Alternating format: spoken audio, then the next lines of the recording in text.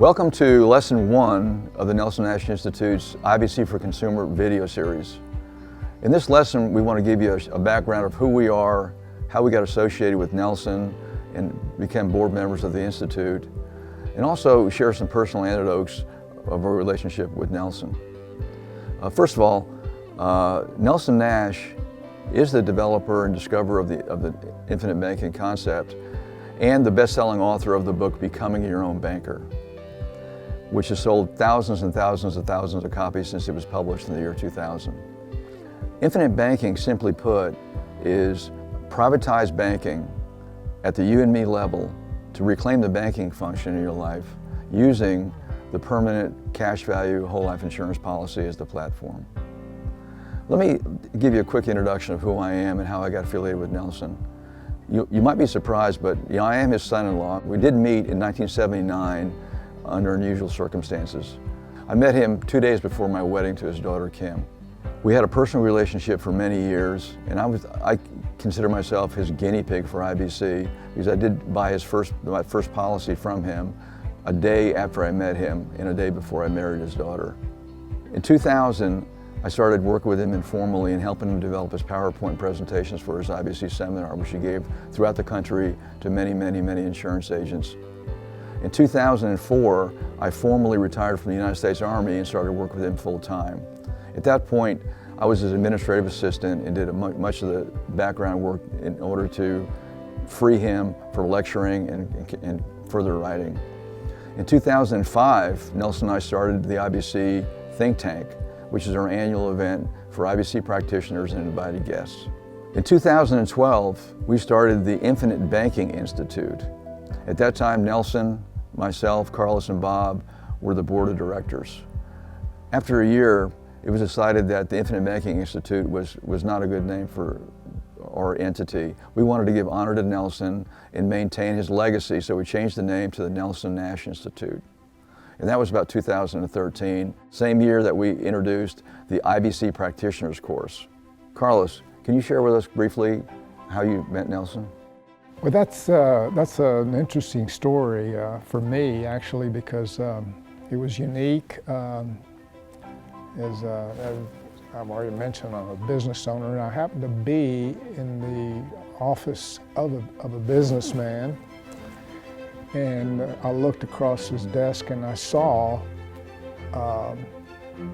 Nelson's book, Becoming Your Own Banker, and the title, completely captivated me. I mean, how can you become your own banker?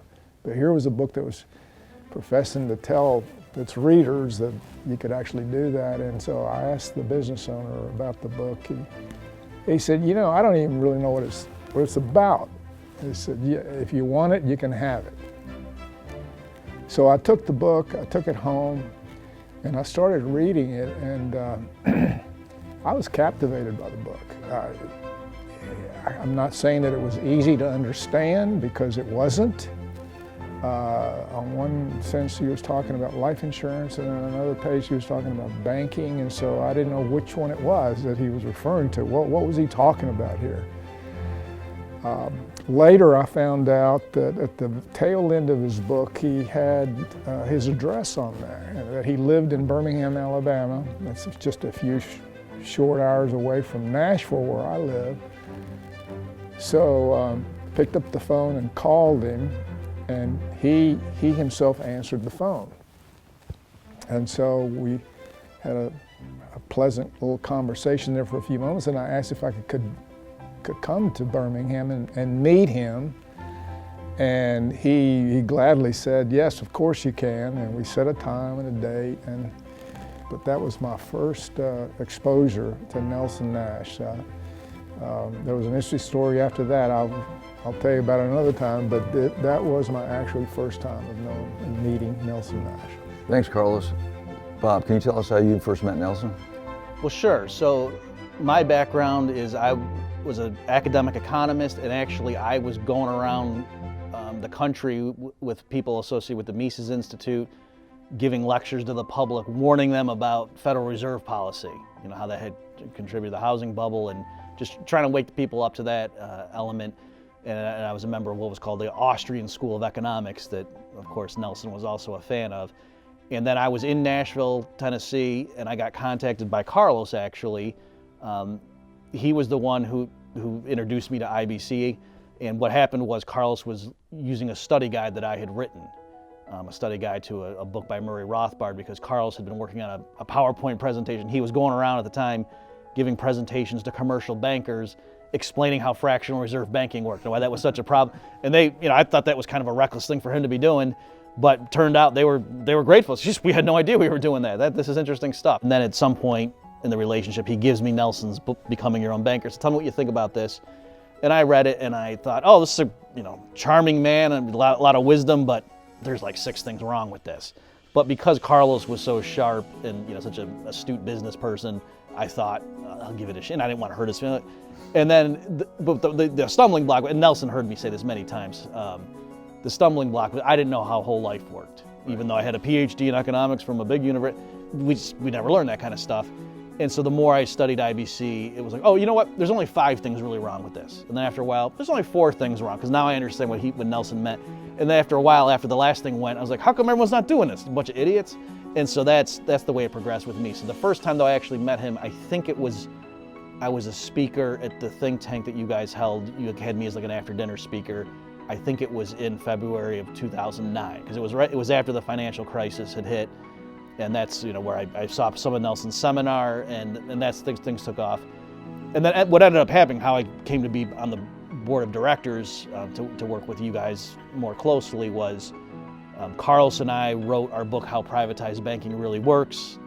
That there's a whole other story about that we won't go into right now. Sort of marrying Austrian economics and IBC, because Carlos realized IBC is the way to implement privatized banking right away, one household at a time. So we wrote our book. That sort of put us on the map in terms of the IBC community. And what happened was life insurance professionals would contact Carlos and me, want us to go out to their city and give presentations to the public to explain how this stuff worked. But after a while, initially we just knew all the people because you and Nelson knew them and you could vouch for them, so we knew that they were, we were putting the public in good hands.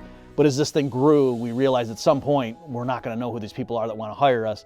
And we realized the need for forming the IBC practitioner program, right? Which was this training program, so that we could, in good conscience, push the public to the graduates of our program, knowing they've been trained in how to set up a proper IBC policy. Right. And so it was through all those, all that history is how I ended up sitting here with you guys, even though I started out just as an academic economist. Mm-hmm. Great, thank you. When we wrote How Privatized Banking Really Works, which was shortly after the financial crisis, we had already done a very extensive study of the life insurance agent, you and I, and we had tried to understand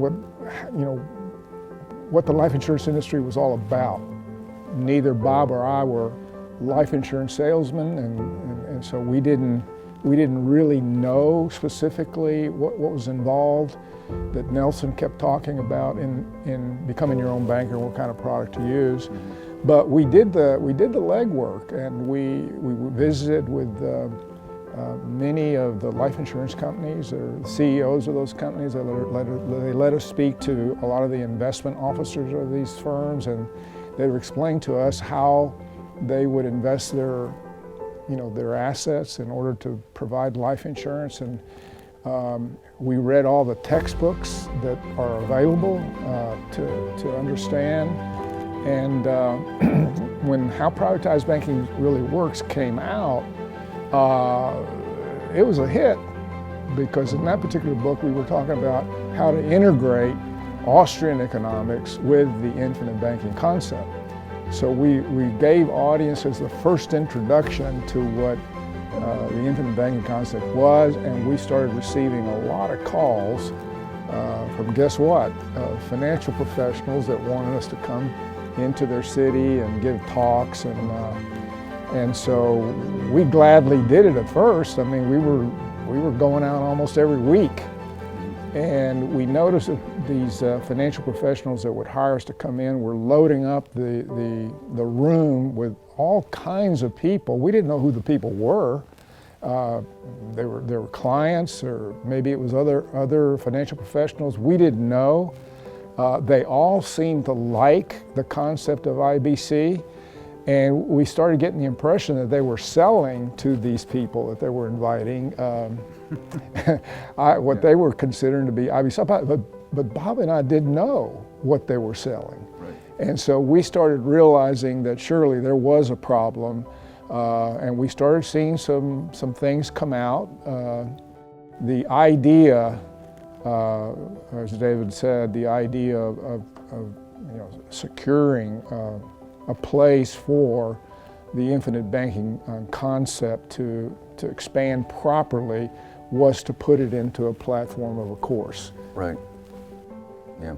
Well, I look at your book, How Privatized Banking Really Works.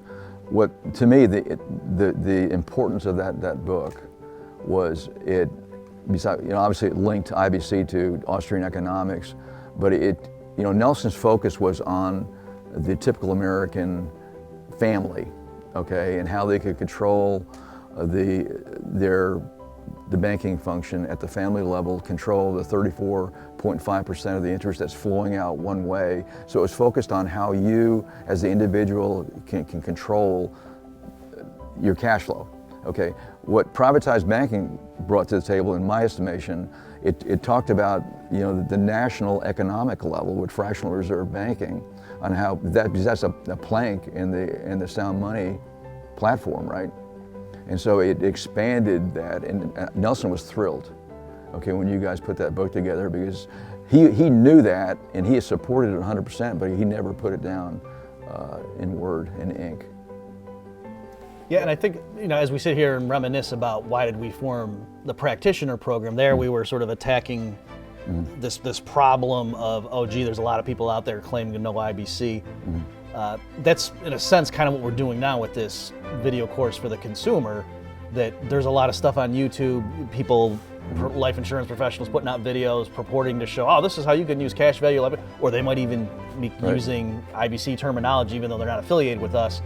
And some of it might be fine, but some of it's not so good. And so that's partly what we're doing here, is to say, we can vouch for our video series. You want to learn IBC from the people who knew Nelson personally. This is IBC, the way it works as Nelson envisioned it. Right. So, YouTube is a huge platform out there. Videos are easier to watch and whatever, and everybody wants to watch a video instead of read a book. But let me tell the audience right now that our video series, the consumer course for IBC, hopefully is going to provide you a great reference and baseline for what the Becoming Your Own Banker is all about. But please, make the effort to read the book Becoming Your Own Banker, and also our latest book, The Case for IBC.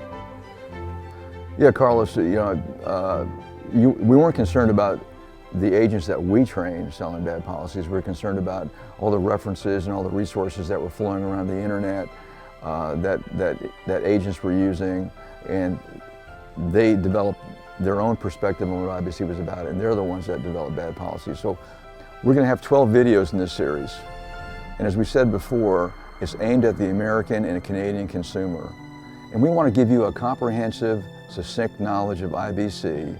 So when you seek out one of our graduates, one of our IBC practitioners, you'll have the baseline necessary to develop and implement the strategy in your own life. You're going to find that this is an interesting course that you're about to embark. It's of course not made for financial professionals per se, it's more for the consumer. And we have outlined this course in such a way that you are going to get some very basic information that you'll be able to understand at the same time deep enough that you will see that the policy that Nelson Nash initiated for the infinite banking concept is the policy that you need to be looking at. So in the next video, I'll be talking to you specifically about what this policy is and what it means. What does infinite banking mean? So look for it.